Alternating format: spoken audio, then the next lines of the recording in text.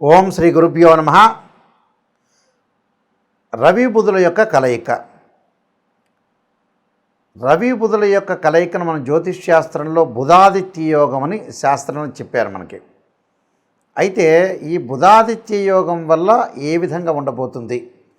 రవి ఆరోగ్య ప్రదాత, ఉద్యోగకారకుడు, అలానే పితృకారకుడు, అలానే బుధుడు వ్యాపారపరంగా కానీ బుద్ధిపరంగా కానీ మరి బుధుడు ఒక మంచి శుభగ్రహంగా మన శాస్త్రం చెప్పబడింది. రవి బుధులతోటి ఏర్పడే యోగంలో ముఖ్యమైన బుధాదిత్య యోగం అంటే డెవలప్మెంట్ కానీ అభివృద్ధి కానీ వ్యాపారం కానీ ఒక స్టార్ డమ్ము కానీ ఒక స్టార్ స్టేటస్ రావాలంటే మనకి గజకేసరి యోగంతో పాటు బుధాదిత్య యోగాలు, లక్ష్మీ యోగాలు, చంద్రమంగళ యోగాలు ఇలాంటి యోగాలన్నీ కూడా జ్యోతిష్ శాస్త్రం ప్రకారంగా చెప్పబడ్డది. అలానే పంచమహాపురుష యోగాలు కూడా మంచి యోగాలనే ఉన్నాయి. అయితే ఇప్పుడు చెప్పబడేవి ఏంటంటే గోచారీత్యా చెప్పబడే విషయాలు. రవి తన సొంత రాశి రావడానికి సంవత్సర కాలం పడుతుంది. ఆ సొంత రాశిలో ఈ రవి బుధులు కలయిక ఒకటి. అలానే సింహరాశ్యాధిపతి అయిన రవి బుధుడితోటి సింహరాశిలో సంచారం చేయటం, అలానే బుధుడికి స్వక్షేత్రమైన కన్యారాశిలో రవి బుధుల యొక్క కలయిక అనేది జరిగింది ఇక్కడ. అంటే ఇక్కడ ఏదైతే ఈ రాశిలో సెప్టెంబర్ 17వ తారీఖు నుంచి 15 రోజుల పాటు రవి బుధుల యొక్క కలయిక. ఈ రవి బుధుల యొక్క కలయిక ఏ విధంగా ఉందో ఒక్కసారి మనం పరిశీలన చేద్దాం. అలానే ఇక్కడ కన్యారాశిలో రవి బుధుల యొక్క కలయిక అంటే బుధుడికి స్వక్షేత్రం. మనకు ఏదైనా సరే ఒక యోగం కలగాలంటే రవి బుధాదిత్య యోగం కలగాలంటే సింహరాశిలో కానీ అలానే కన్యారాశిలో కానీ విశేషమైన యోగాన్ని ఇస్తారన్నారు. అలానే మిథున రాశిలో కూడా రవి బుధుల యొక్క కలయిక కూడా చాలా మంచిదని శాస్త్రం చెప్పబడింది. కాబట్టి ఈ బుధాదిత్య యోగం అనేది ఈ 3 రాశుల్లో విశేషంగా చెప్పబడింది. అలానే ఇక్కడ మేషరాశిలో కూడా రవి బుధులు కలయిక అనేది చాలా మంచిదని కూడా జ్యోతిష్ శాస్త్రం చెప్పబడింది. అయితే విశేషంగా ఇప్పుడు రవి బుధులు సెప్టెంబర్ 17వ తారీఖు నుంచి 15 రోజుల పాటు కన్యారాశిలో సంచారం చేయడం వల్ల వివిధ రాశుల యొక్క ఫలితాలు ఏ విధంగా ఉన్నాయో తెలుసుకుందాం. వృషభ రాశి వాళ్ళకి రవి బుధుల యొక్క కలయిక వల్ల ఎలాంటి మేలు జరగబోతుంది? వృషభ రాశి వాళ్ళకి ముఖ్యంగా ఇక్కడ ద్వితీయాధిపతి, పంచమాధిపతి అయిన బుధుడు, అలానే చతుర్థాధిపతి అయిన రవి పంచమ స్థానంలో కలిసి ఉండటం వల్ల ఎలాంటి మేలు జరుగుతాయి అంటే రవి బుధులు వల్ల ఎలాంటి మంచి ఫలితాలు జరుగుతాయో ఒకసారి శుభ అశుభ మిశ్రమాలను మనం తెలుసుకుందాం. ఈ పంచమ స్థానంలో రవి ఉండటం వల్ల మీరు కొన్ని ప్రత్యేకమైన శ్రద్ధ అనేది పెట్టాలి. అపరిచితులతోటి మోసపోకుండా ఉండాలి. ఎవరిని పడితే వాళ్ళని నమ్మే ప్రయత్నం చేయకూడదు. ఆ నమ్మటం వల్ల మనకి కొన్ని ఇబ్బందులు కలిగే అవకాశాలు ఒకటి ఉంటాయి. అకారణ కలహాలు రాకుండా కూడా చూసుకోండి. ఎవరితో కూడా వివాదం చేయొద్దండి. వివాదం ఏమిటి గురువుగారు అని అంటే లౌకిక జ్ఞానం చాలా ఇంపార్టెంట్. ఎదుటి వాళ్ళు ఏదైతే చెప్తున్నారో మనం ఆలకించి ఆలకించిన తర్వాత వాళ్ళది తప్పైనా రైట్ అయినా ఓకే అని చెబితే ఎంబటి అకారణ కలహాలు మొత్తం పటాపంచలైపోతాయి. వాళ్ళకు అనుగుణంగా మనం ప్రవర్తిస్తే చాలు, ఓకే. లైఫ్లో విరోధ భావాలు శాశ్వతంగా రావు. మన జ్ఞానం మన దగ్గరే ఉంటుంది, వాళ్ళ జ్ఞానం వాళ్ళ దగ్గరే ఉంటుంది. కాబట్టి అకారణ కలహాలు రాకుండా చూసుకోవాలి. అలానే మిత్రులతోటి బంధువుల రీత్యా కూడా ఇలాంటి వివాదాలు రాకుండా చూసుకోండి. మన ఫ్రెండ్స్ కావచ్చు, బంధువులతో కానీ సహనంగా ఉండటం చాలా ఇంపార్టెంట్. సంతానం మూలకంగా వీళ్ళకి చిన్న చిన్న సమస్యలు వస్తాయి. అంటే పెద్ద సమస్యలు ఏం కాదు, మీరేం ఆలోచన చేయాల్సిన పని లేదు. సంతానం ద్వారా ఏవో చిన్న చిన్న సమస్యలు అంటే వాళ్ళకి ఏదో ఫీజులు కట్టడమో లేదా పెళ్లి సంబంధాలు కొద్దిగా లేటు జరిగే అవకాశాలు ఒకటి ఉంటాయి. లేట్ అయిందని మనం ఆందోళన చెందాల్సిన పని ఏమీ లేదు. దాని విషయంలో ముఖ్యంగా ఏకాగ్రత అనేది కొద్దిగా తగ్గుతుంది వీళ్ళకి. అంటే ఏ పని అయిందైనా కూడా కొంత ఏకాగ్రత అనేది తగ్గే అవకాశం ఉంది. కాబట్టి ఆ తగ్గించుకోవద్దండి. వేరే వ్యాపకాలన్నీ మైండ్లో తీసేసేయండి. తీసి పని మీద ధ్యాస పెట్టండి. ఏదైతే మనం వర్క్ చేస్తున్నామో అలాంటి వాటి మీద ధ్యాస పెట్టండి. ఫ్యామిలీ పరంగా ఏదైతే డిసీజెస్ రోగాలనే ఉంటాయో ఆ రోగాలు రాకుండా మీరు కాపాడుకోండి. అంటే నెగిటివిటీగా ఉన్నా నేను చెబుతున్నా మీరు పాజిటివ్గా యాక్షన్ తీసుకోండి, పాజిటివ్ తీసుకోండి. అంటే రోగం రాకుండా కాపాడుకోండి. ఎప్పుడు కూడా నెగిటివిటీ అనేది చాలా ఇంపార్టెంట్. మనం రోగం నాయకంటి గారు చెబుతున్నారు రోగం రాకుండా చూసుకోండి అంటే మీరు అప్రమత్తంగా అండి, చాలా మంచిదే కదా. అంటే వచ్చే సూచనలు ఉన్నాయి కాబట్టి వద్దు అని అంటున్నా. ఇక్కడ రోగాలు రాకుండా కొద్దిగా కాపాడుకోండి. దానితో పాటు భార్య బిడ్డల మూలకంగా కానీ భార్యాభర్తల మధ్యలో కానీ వివాదాలు లేకుండా ప్రశాంతంగా భగవంతుడి యొక్క ధ్యానంలో లీనం కావండి. ఏది కూడా వివాదాలు లేకుండా సమర్థవంతంగా నిర్వహించుకోండి, సమర్థవంతంగా ముందుకెళ్ళండి. వృత్తి ఉద్యోగ వ్యాపారాల్లో కొంత అనుకూలంగా ఉంటుంది. అలానే ఆర్థిక స్థితిగతులు కొంత గతం కంటే మెరుగుపడతాయి. మనం ఏదైతే చేస్తున్నా వృత్తిపరంగా ఆటంకం లేకుండా ఉంటుంది. డబ్బు కూడా చేతికి వచ్చే అవకాశాలు బాగా ఎక్కువ ఉంటాయి. అలానే ఆడవాళ్ళకి గర్భ సంబంధమైన వ్యాధులు, గైనకి సంబంధించిన ప్రాబ్లమ్స్లో కొన్ని ఇబ్బందులు కలుగుతుంటాయి. ఆ ఇబ్బందుల్ని కొద్దిగా ఆడవాళ్ళని కొంత ఆరోగ్య పట్ల శ్రద్ధ పెట్టాలి. వాళ్ళకి ఎలాంటి డాక్టర్స్ కానీ భగవంతుడి యొక్క విషయంలో కూడా ముందుకెళ్ళటం అనేది మంచిది. అంటే డాక్టర్స్ చూపించడం కానీ చూపించాలి ఖచ్చితంగా.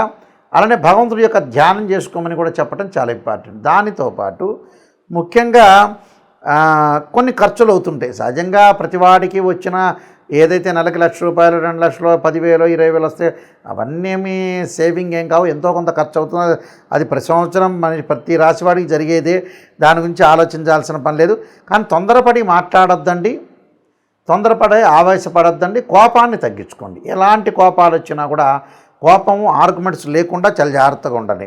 అలానే పైత్య వికారాలు అంటే వాంతులు కావటం ఒకటి, మోషన్స్ అయ్యే అవకాశాలు ఎక్కువ ఉంటాయి. కాబట్టి ఎవరిని కూడా క్రిటిసైజ్ చేయొద్దండి, ఎవరిని కూడా అవమానించద్దండి.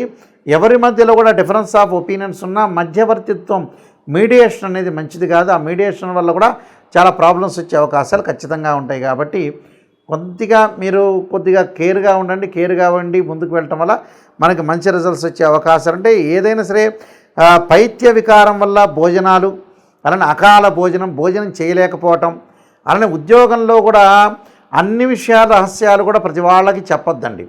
వ్యాపారంలో కూడా కింద ఏదైతే మనం చేస్తున్న వర్కర్స్ ఎవరైతే ఉంటారో మీ కుటుంబ విషయాలన్నీ కూడా తీసుకెళ్ళి వాళ్ళకి చెప్పొద్దండి. చెప్పడం వల్ల మీరు పల్చనైపోయే అవకాశాలు ఎక్కువగా ఉంటాయి. కాబట్టి నేను కొన్ని రెమెడీస్ అనేవి చెప్పబోతున్నాను. ఆ రెమెడీస్ మీరు శ్రద్ధగా పాటించండి, మీకు మంచి జరిగే అవకాశాలు అనేవి ఉన్నాయి. ఈ రాశుల వాళ్ళు ముఖ్యంగా రవి ఉద్యోగ కారకుడు అంటారు, పితృకారకని ఇందాక చెప్పినట్టుగా ఈ రవి బుధుల యొక్క యోగం వల్ల కొన్ని సుఫలితాలు అనేవి చాలా ఎక్కువగా సుఫలితాలు జరుగుతాయి. అంటే ఉద్యోగపరంగా ఇబ్బందులున్నా, అలానే ఆరోగ్యపరంగా ఇబ్బందులు కలుగుతున్నా కూడా మీకు ఒక్కొక్క రాశి వాళ్ళకి ఒక్కొక్క రకమైన మేలు, మంచి చెడులు చేసే అవకాశాలు ఉంటాయి. కాబట్టి ఖచ్చితంగా మీరు సూర్యుడి యొక్క అనుగ్రహాన్ని బాగా పొందాలన్నా, మంచి ఉద్యోగాలు లభించాలన్నా, ఉద్యోగపరంగా ప్రమోషన్ లాభించాలన్నా కూడా రవి యొక్క అనుగ్రహం కావాలంటారు. పాత రోజుల్లో మనం హస్తరేఖల్లో చూపించుకునేటప్పుడు సన్లైన్ అంటారు, సూర్యుడి యొక్క రేఖ ఉండాలంటారు. ఈ సూర్యుడి యొక్క రేఖ ఉండాలి అని అంటారు. ఎందుకంటే కారణం ఏంటంటే వృత్తిపరంగా అనుకూలంగా ఉండాలి. వృత్తిపరంగా అనుకూలంగా ఉంటే మనం ధనం వచ్చే అవకాశం ఒకటి ఉంటుందని అర్థం. దాన్ని మనం చూసుకునేటట్లయితే సూర్యుడు అనుకూలంగా లేకపోయిన వ్యక్తులు సూర్య నమస్కారాలు చేయటం, అలానే సూర్యుడికి సంబంధించిన హోమాలు చేయటం ఒకటి. మనకి నవగ్రహాల్లో సూర్యుడు ఉంటాడు. ఆదివారం రోజున సూర్యహోరని ప్రాతకాలంలో ఉంటుంది. నవగ్రహాల యొక్క ప్రదర్శన చేసి చక్కగా జపాకుసుమ సంకాశం కాశ్యపేయం మహాతుతిం తమోరిం సర్వపాపగ్నం ప్రణతోస్మి దివాకరం అనే మంత్రాన్ని చక్కగా చదువుకోవటం ఒకటి. వీలైతే ఆదిత్యాయుధ్నే సహస్రమూర్తాయ ధీమే తన్నో సూర్య ప్రచోదయాత్ అనే మంత్రాన్ని కూడా చక్కగా చదువుకోవచ్చు. దాంతోపాటు బుధుడు వ్యాపారపరంగా అనుకూలం లేని వ్యక్తులు ఖచ్చితంగా నారాయణాయుధ్నే వాసుదేవాయ ధీమే తన్నో విష్ణు ప్రచోదయాత్ అనే మంత్రంతో పాటు ఓం యక్షాయ కుబేరాయ వైశ్రవణాయ ధనధాన్యాధిపతే ధనం ధాన్య సమృద్ధిమే దేహిమే దాపై స్వాహ అనే మంత్రాన్ని, కుబేర మంత్రాన్ని చదువుకోవటం వచ్చి, లేకపోతే ఓం కుబేరాయ నమః అనే మంత్రాన్ని కూడా చదువుకోవటం వల్ల కూడా మనకు అనుకూలంగా ఉంటుంది. ఖచ్చితంగా నేను చెప్పినవి ఈ రెమెడీస్ అనేవి మీరు పాటించండి. రవి బుధుల యొక్క దోషం ఎవరికైతే ఉంటుందో ఆ దోషం తొలగిపోయి ఆరోగ్యము, ఉద్యోగము, వ్యాపార పరంగా అనుకూలంగా ఉండే అవకాశాలు ఖచ్చితంగా ఉంటాయి. ఇవి గోచారరీత్యా చెప్పబడే ఫలితాల్లో ముఖ్యంగా మనకి రవి 3, 6, 10, 11 స్థానాల్లో సుఫలితాన్ని ఇస్తాడు వాళ్ళ రాశి దగ్గర నుంచి. బుధుడు వచ్చేటప్పటికి 2, 4, 6, 11 స్థానాల్లో బుధుడు మంచి ఫలితాన్ని ఇస్తాడు. ఎందుకంటే రవి యొక్క కారకత్వాన్ని కూడా మనం గమనించినట్లయితే ఉద్యోగానికి చాలా ఇంపార్టెంట్గా చూసుకుంటాం, బుధుడు వ్యాపారానికి చూసుకుంటాం. కాబట్టి వాళ్ళ జన్మరాశి నుంచి ఈ రాశిలో నేను చెప్పిన రాశుల్లో ఉంటే చాలా అనుకూలమైన ఫలితాలు జరిగే అవకాశం ఉంటుంది.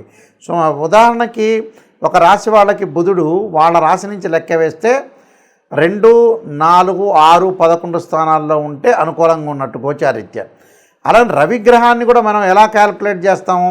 3, 6 అంటే 1, 3, 6, 10, 11 స్థానాల్లో ఉంటే మంచి సుఫలితాన్ని ఇస్తాడు సూర్యుడు.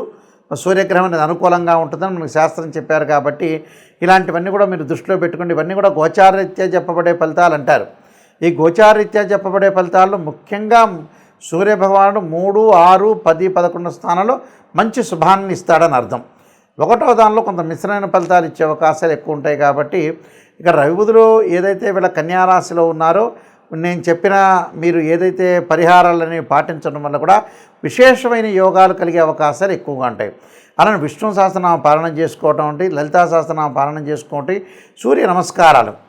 ఆ సూర్య నమస్కారాల్లో కూడా ఓం సూర్యాయ గ్రహాయ స్వాహ అనే మంత్రాన్ని చదువుకోవాలి. అంటే ఓం ఆదిత్యాయ అంటే ఆదిత్యాయ సోమాయ మంగళాయ చ బుధాయ చ గురు శుక్ర శనిభ్యచ్చ రాహవే కేతు అనే మంత్రాన్ని చదువుతో పాటు చదవటంతో పాటు ఓం సూర్యాయ స్వాహ అనే జిల్లేడు సమిధులతో హోమం చేయటం, ఎమ్మటే సూర్యగ్రహ ఇదన్నోమ అనే మంత్రాన్ని కూడా చదువుకోవాలి. అంటే ఏదైతే మంత్రం అనేది స్వాహాకారం చెప్పి త్యాగం చెప్తారు ఇదన్నోమ అని, ఆ మంత్రాలు మనం ఏదైతే విశేషంగా ఆదివారం రోజున ఓం సూర్యగ్రహాయ స్వాహ అని ఆజ్యం వెయ్యాలి జిల్లేడు సమిధుల మీద. ఓం సూర్యగ్రహాయ ఇదన్నోమ అనే మంత్రాన్ని కూడా చదువుకోవటం వల్ల కూడా మీకు మంచి జరిగే అవకాశాలు. అంటే ప్రతిరోజు కూడా ఒక 5 నిమిషాల పాటు సూర్యుడి యొక్క హోమం చేయండి, సూర్య నమస్కారాలు చేయండి. దానివల్ల విశేషమైన ఫలితాలు జరగాలని ఆశిస్తూ, మీకు పరమేశ్వరుడి యొక్క కరుణాకటాక్షం ఉండాలని ఆశిస్తూ, సర్వే జనా సుఖినో భవంతు.